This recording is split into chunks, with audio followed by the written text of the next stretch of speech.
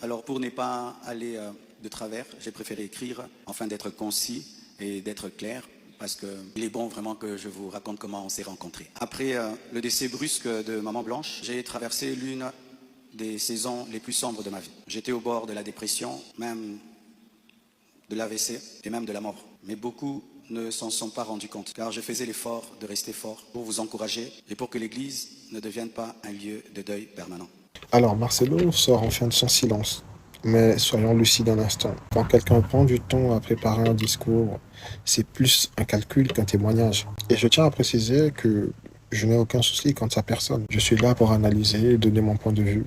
Mais il faut qu'on soit honnête un minimum. Ça ne sonne pas vrai, au vu de toutes les précédentes incohérences. Un vrai témoignage, quand c'est vécu, ça sonne comme c'est ressenti. Tu parles avec le cœur, tu ne rédiges pas une douleur, tu ne scénarises pas une vérité, et là, tout est maîtrisé. Chaque mot est millimétré, chaque silence est calibré. On y voit une communication de crise, bref.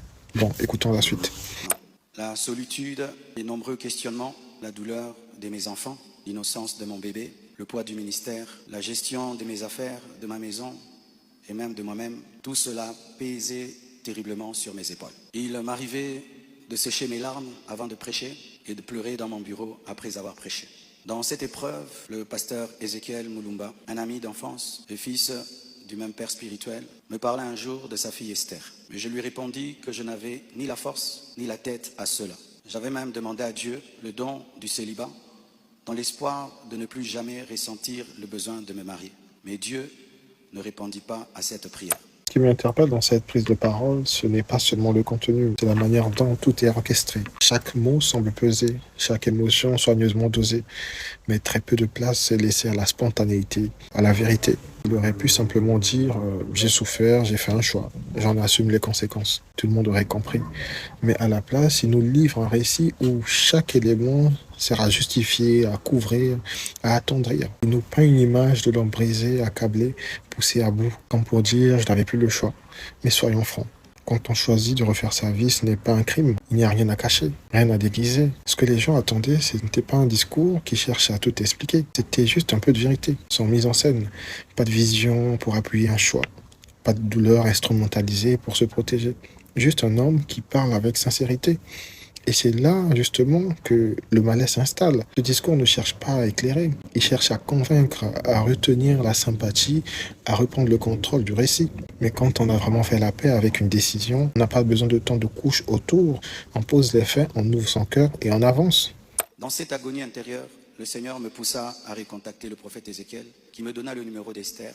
Mais au début, elle ne répondait pas. J'en fis part au prophète, qui lui transmit alors mon propre numéro. La première chose que je lui avais demandé, c'était de prier pour moi. Ensuite, nous avons commencé à échanger. Je lui ouvrais mon cœur, elle m'écoutait, me soutenait, priait avec moi. Au fil du temps, une relation sincère est née. Une flamme s'est allumée et dans mon cœur, j'ai eu l'assurance que c'était elle.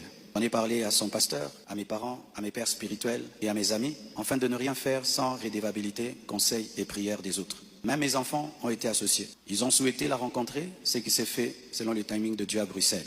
Le Seigneur m'avait parlé d'une période d'1 an. Il ne l'a pas dit qu'à moi, mais à d'autres, y compris certains d'entre vous. Plusieurs ont même reçu des détails précis la concernant, ce qui confirmait ma direction.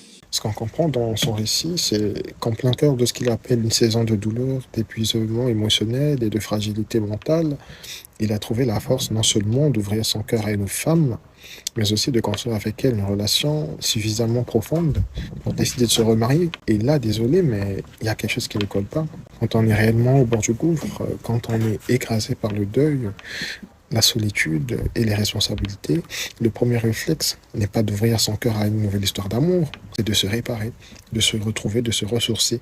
C'est le moment où l'amour semble lointain, presque irréel, pas celui où se manifeste aussi vite et aussi clairement. Et pourtant, il raconte avoir reçu très vite une conviction intérieure. Mais ce qui étonne, c'est la vitesse avec laquelle le cœur a basculé. Et ce qui interroge encore plus, c'est cette volonté constante de valider ses choix par l'approbation spirituelle des autres. Parents, amis, pères spirituels, enfants. Tout le monde apparemment a dit oui.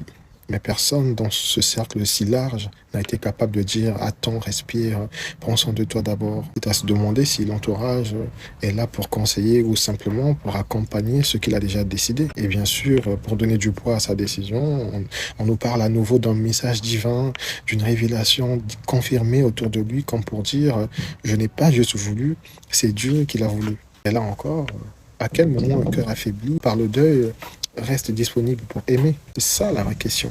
Pas de savoir s'il avait le droit de se remarier, bien sûr qu'il en avait le droit, mais de comprendre à quelle profondeur on peut aimer quand on n'a pas encore fini de cicatriser. Et cette accélération du processus, cette urgence déguisée en obéissance divine, ça laisse penser qu'on a voulu précipiter quelque chose et ensuite le sanctifier pour faire taire les doutes.